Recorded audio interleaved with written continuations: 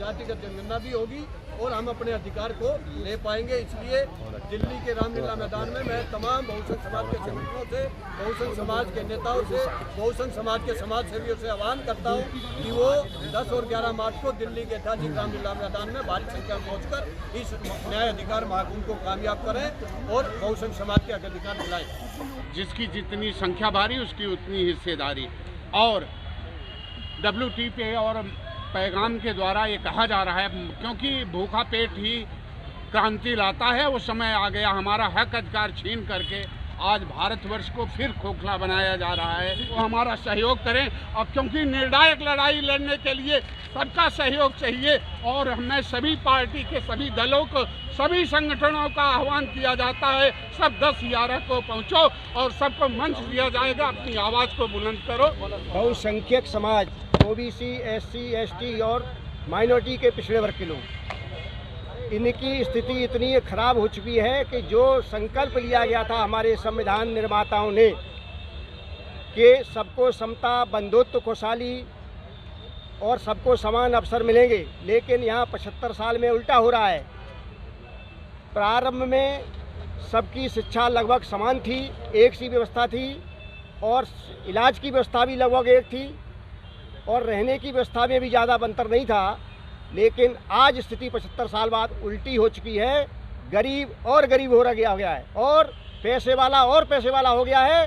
शिक्षा में कितना ज़मीन आसमान का अंतर हो गया है। और इसी तरह से इलाज में लाखों के महंगे इलाज और लाखों की महंगी शिक्षा और लाखों के महंगे मकान, ये देश की 1000 में एक भी व्यक्ति के पास सुविधा उपलब्ध नहीं है। ये कितनी शर्म की बात है कि 1000 लोग, कम से कम 1000 लोग ऐसे हैं, ये तीनों चीज़ें किसी भी हालत में हासिल नहीं कर सकते हैं, बल्कि कहें तो 1000 से भी ज़्यादा हैं। तो क्या देश की स्थिति है? हम विश्व गुरु बनाने चले हैं और विश्व गुरु बर्बादी में जरूर बना दिया है। और भ्रष्टाचार में, सुनिए, सभी देशवासी जानते हैं इस बात को कि प्रत्येक गरीब व्यक्ति अपनी आमदनी का लगभग आधा टैक्स देता है, जो भी सामान खरीदता है, जो भी खर्च करता है, चाहे वो 3000 रुपये महीना कमा रहा हो, चाहे वो 20,000 कमा रहा हो, चाहे 50,000 कमा रहा हो, चाहे 80,000 कमा रहा हो। 1 लाख 2 लाख वालों की तो आमदनी ज़्यादा है, इसलिए उसमें ज़्यादा अंतर नहीं पड़ना है। किसी की 2 लाख आमदनी कर लीजिए, आधा टैक्स ले जाइए, कोई दिक्कत नहीं है, तब भी उसे 1 लाख मिलेगा। लेकिन जो रात दिन मेहनत कर रहा है, बेरोजगार व्यक्ति जो 5,000, 10,000, 15,000 में रात दिन लगा हुआ है और उसकी आमदनी भी कम है और जो भी सामान खरीदता है सरकार का, उसमें आधा टैक्स जुड़ा हुआ है। उस टैक्स से लाखों करोड़ रुपए बजट में इकट्ठे होते हैं। 30 लाख, 35 लाख, 40 लाख करोड़ का बजट बनता है और 1% भी एक डिपार्टमेंट ने अपने विकास जो बजट आवंटित हुआ है 1% भी कमीशन लिया तो 1000 करोड़ हो गया।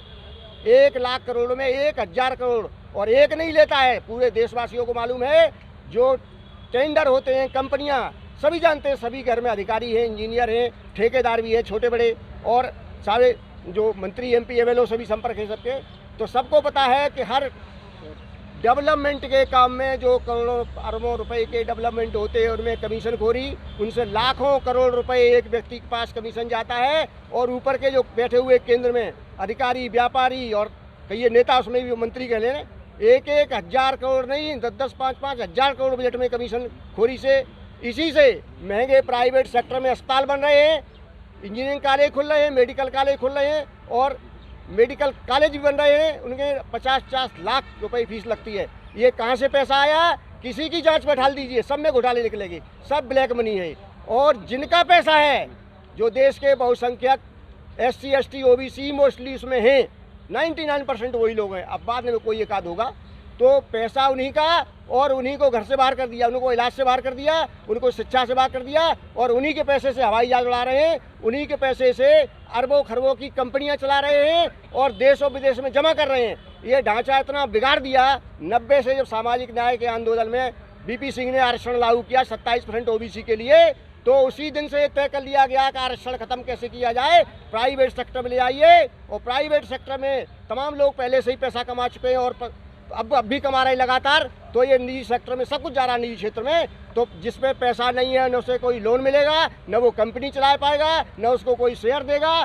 तो आप खुद लोग समझिए, आप सब लोग विद्वान बुद्धिजीवी हैं, कि देश की इतनी बड़ी आबादी 1000 में एक आदमी गुजारा नहीं कर पा रहा है तो कैसा प्रजातंत्र है। बड़े शर्म की बात है। हम लोग डिग्रियां लिए घूम रहे हैं, तमाम सारे लोग, एक से एक पोस्ट ग्रेजुएशन की डिग्रियां लिए हुए, LLB की डिग्रियां लिए हुए, MBA की डिग्रियां लिए हुए, इकोनॉमिस्ट तमाम अर्थशास्त्री हैं, तमाम प्रोफेसर हैं, और वो ये नहीं समझ पा रहे हैं देश का ढांचा क्या है और देश का ढांचा किसने बिगाड़ा है और ये देश का ढांचा ठीक कैसे होगा।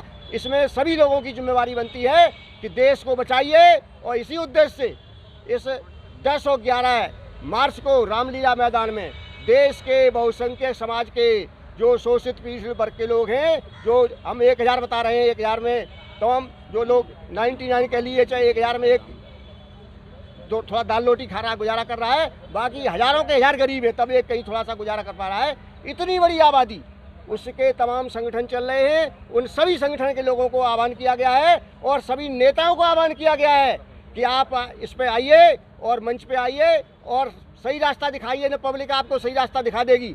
और हम लोगों का ये भी कार्यक्रम है कि जो सुविधा सांसद को, विधायक को महंगे इलाज की, महंगी शिक्षा की और महंगे मकान की सुविधा जो मिलती है, वही शिक्षा, इलाज और मकान देश के हर नागरिक को देना पड़ेगा। एग्रीमेंट करे, एफिडेविट दे करे और वो लिखे एफिडेविट में, एग्रीमेंट में कि हम अगर अपनी जैसी सुविधाएं नहीं देते हैं तो हमारा आजीवन कारावास, हमारी सदस्यता खत्म और आजीवन हमारी संपत्ति से कोई मतलब नहीं, तब बेदखल। तो ये हम नई चीज़ कर रहे हैं इंडिया में। आज तक शायद आपने तमाम प्रेस वार्ताएं की होंगी और एक भी कहीं अगर बोला हो। और देश में बताइए कि जिसकी वजह से देश की जो दशा है, इसका नाम है करप्शन, इसका कहते हैं। एक ही क्लास में एक भ्रष्ट अधिकारी का बच्चा पढ़ रहा है, कर्मचारी का, एक ईमानदार का पढ़ रहा है। आप दोनों को बच्चों के लिए एक ही पोस्ट है उसकी, और एक भ्रष्टाचार वाला हाई फाई सब कुछ बना स्कूल में, उसी स्कूल में हाई फाई सब कुछ दिखा रहा है, गाड़ियों में आ रहा है और अच्छे उसके स्टैंडर्ड सारे कुछ साधन है, और एक बच्चा उसी पोस्ट पे है, उसी का पिता उसी पोस्ट पे है, वो भ्रष्ट नहीं है, ईमानदार है, तो उस बच्चे के पास कुछ नहीं मिलेगा। आप प्रैक्टिकल देख लीजिए। तो ये हम सब लोगों के लिए बहुत बड़ा चैलेंज है देश के अंदर कि भ्रष्टाचार से हीन भावना विकसित होती है हमारे बच्चों में। तमाम बच्चे कहते हैं ये क्या दुर्दशा हो गई हमारी, और वो इस पर कोई ध्यान नहीं दे रहा है और सबको दिखाई दे रहा है। तो ये भ्रष्टाचार नाम पर भी इस देश के अंदर एक पाठ्यक्रम बनना चाहिए, यूनिवर्सिटी में, और रिसर्च होनी चाहिए। इसमें अधिकांश मात्रा में लोग इस पर रिसर्च कराएं और भ्रष्टाचार खत्म करने के अपने आप रास्ते निकलेंगे और समाधान निकलेंगे। जैसे रिसर्च में तमाम सारे इलेक्ट्रॉनिक क्षेत्र में रिसर्च हो रही है, एग्रीकल्चर क्षेत्र में रिसर्च हो रही है, तमाम वैज्ञानिक क्षेत्रों में रिसर्च हो रही है, तो उसमें समाधान निकल रहा है, उनके तमाम साधन उपलब्ध हो रहे हैं। तो भ्रष्टाचार पर क्यों नहीं रिसर्च हो रही है। धन्यवाद, बहुत बहुत आभार आप सभी लोगों का। ये देश सभी का है, सबको लोकतांत्रिक व्यवस्था में समानता का अधिकार मिलना चाहिए। लेकिन जो भारत में प्रक्रिया चल रही है उसमें बहुत सारे लोग इसमें पिछड़ गए हैं। उन्हीं को न्याय दिलाने के लिए 10 और 11 मार्च को अधिकार मंच द्वारा जो अधिवेशन किया जा रहा है, केवल वंचित लोगों को न्याय मिले, अधिकार मिले, इसलिए ये अधिवेशन है। आप सबका स्वागत है। बहुत बहुत धन्यवाद।